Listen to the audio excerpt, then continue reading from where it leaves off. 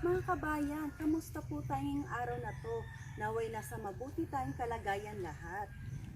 Mga kabayan, ang pag-uusapan po pala natin ngayon ay tungkol sa taniman namin ng dragon fruit. Dito din po sa farm namin kung saan andito din po yung mga pangkambing namin at nandito din po mga pananim namin. Tara, samahan niyo po ako, tingnan natin yung mga kambing at ang dragon fruit.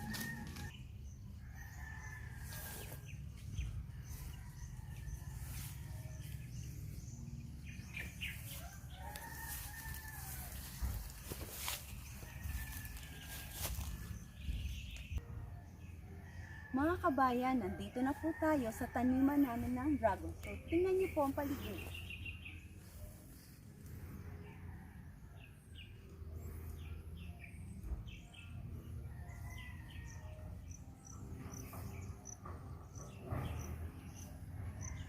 Alam niyo po ba bakit po nagkaroon ng pananim dito sa amin ng dragon fruit? Dahil ito po yung ideya ng aming father.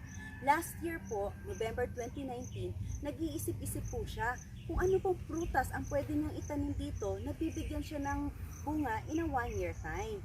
Marami po siyang kinonsider, pero number 1 po tong dragon fruit. Kaya andito na po sila ngayon. Ito pong dragon fruit mga kabayan, hindi po siya mabusisi alagaan. Siya po ay napaka-low maintenance, napaka-economical din. Alam niyo po ba bakit? Dahil itong dragon fruit ay kamag-anak din to ng cactus. Hindi ito maalagain at kailangan parating diligan. At ito rin pong dragon fruit ay meron po siyang lifespan na 20 years. Ibig po sabihin, in 20 years, ang haba ng buhay niya ay magbibigay ito ng bunga. At higit lamang po doon is, kung magsisearch po tayo, maraming pong health benefits ang mabibigay ng dragon fruit. Anti-cancer, maganda din ito para sa may mga diabetes, kaya po na-consider po ito ng father namin. Ito naman po, ikikwento ko sa inyo, paano po ang pagtatanim nito. Ang pagtatanim po ng dragon fruit, mag-uumpisa po tayo sa cuttings. Ito, may cuttings po siya. Dito po nag-umpisa nagtanim yung father namin. Ngayon, itong cuttings po to, lalago po to hanggang aangat siya dito sa taas, hanggang lalabong siyang paganon. Ang kailangan lamang po natin para matibay ang foundation dragon fruit natin ay kailangan po natin ng poste. Ito po, semento po to. Pinagawa po itong semento na ang haba po niya ay 7 feet. At ang dulo po ng semento, meron pong kabilya o bakal at meron din pong gulong na nabili din sa junk shop na 5 pesos at itong poste naman po ay 200 pesos. Ganyan lang po ang mga costing nito. Tapos po, ang kailangan lang po sa pagtatanim, itong sa amin 7 feet. Pero idea lamang po ay 5 feet. Pero wala namang pong problema kung 5 feet ang gamitin nyo o 7 feet as long na maayos pong pagkakagawa. Ang haba po ng dragon fruit na poste namin ay 7 feet. Ang 1 foot po ay nakabaon sa lupa at ang 6 naman po ay nakalabas. Ito po yung nakaangat. Ang pagtatanim po ng dragon fruit, dapat may nakaumbok po na lupa. Ayan, kung nakikita nyo. Dahil po, kahit po mabasa dito sa ilalim, hindi po mabubulok ang dragon fruit natin. Yan, nakaangat lang po siya. Yan po isa sa mga paano magtanim yan. At ang pag-maintain naman po ng dragon fruit, mga kabayan, nagbibigay po kami ng pataba dito every 14 days lamang po. Nagbibigay naman po kami ng abono every 2 to 3 months. Ang insecticide naman po natin ay kung kailangan lang po. So ganun lang po ang pag-maintain ng dragon fruit. Hindi po talaga siya alagain na kailangan natin tutukan. Importante lang, maayos lang yung foundation niya at ang paligid nito ay malinis at nakaumbok ang lupa. Tiyak po na mabubuhay na po ang dragon fruit natin. Sa araw-araw po, ang i-check lamang po natin, let's say po may isang ganito, sanga na nakahiwalay. Ang ginagawa po lamang, tinatalian lang po sa nito. Ayan, itatali lang po natin para lahat po sila sama-sama po pupunta dun sa taas at ganyan po ang position niya.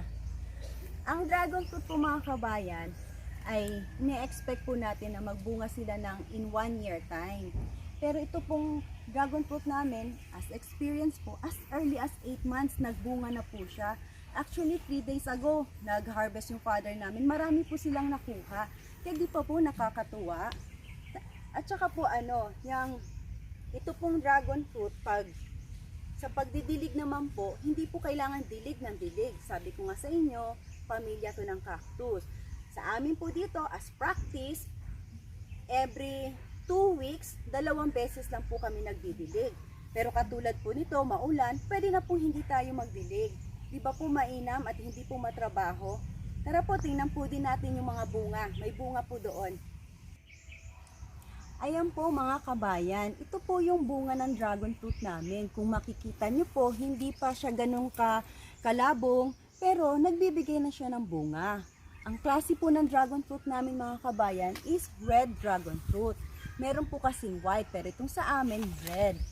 At saka po, magandang investment din po itong dragon fruit dahil sa market po, napakamahal po nito. Pero, economical naman din ang pag-aalaga natin. So, I'm sure po na malaki ang kikitain natin. Tingnan nyo, para din pong pagkakambing. Low maintenance, economical, less gastos, pero magandang kapitid sa atin na tubo. So ito po yung dragon fruit. Sa market, sabi nga ng father ko, kung ito po kukontratahin sa amin dito, ay pwede po namin ibigay na 70 to 80 pesos per kg pag dito po nila aangkatin. Pero iba po ang presyuhan pag nasa market na po. Mahal na po. Kasi nga, ang dragon fruit, alam naman po natin, ang health benefits na binibigay nito, napakaganda. Ayan. Ganito. Ito po, tingnan nyo po. Isa rin po. Pag nag-maintain po sa araw-araw, pag may nakita po tayong part ng dragon fruit na nadidilaw, yan, ikakat po natin yan para hindi yun po madama yung mga ibang punuan niya. So, ganun lang po ang pag-maintain. At ang sukat po ng pagtatanim, ang distansya po, 2 to 3 meters. Mula dito hanggang sa next post is 2 to 3 meters po yan. May mga sukat po yan. At in between, pwede po natin taniman ng kung ano pang gusto nyong mga prutas. Ayan mga kabayan. Sana po nagustuhan niyo yung shinare ko ngayon. Marami po tayong natututunan. Ngayon po, kung meron po kayong katanungan o meron po kayong gustong klaruhin tungkol sa pagtatanim ng dragon fruit, mag-comments lang po tayo mga kabayan at tsak nasasagutin ko. Ayan po, I hope nasayahan po kayo. And thank you so much po sa panonood. Stay safe po tayong lahat. God bless us all.